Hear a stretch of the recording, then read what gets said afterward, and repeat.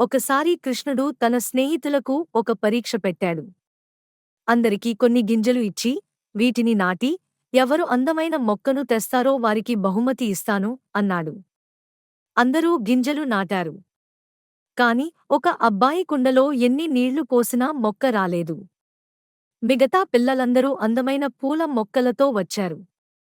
ఆ అబ్బాయి మాత్రం ఖాళీ కుండతో వచ్చి ఏడుస్తూ, నేను ఎంత ప్రయత్నించినా మొక్క రాలేదు అన్నాడు.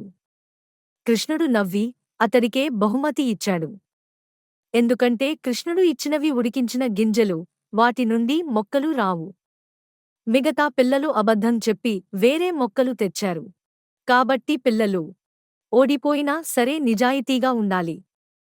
అబద్ధం చెప్పి గెలవడం కంటే నిజం చెప్పి ఓడిపోవడం మిన్న. దేవుడు ఎప్పుడూ నిజం చెప్పే పిల్లలనే ఇష్టపడతాడు.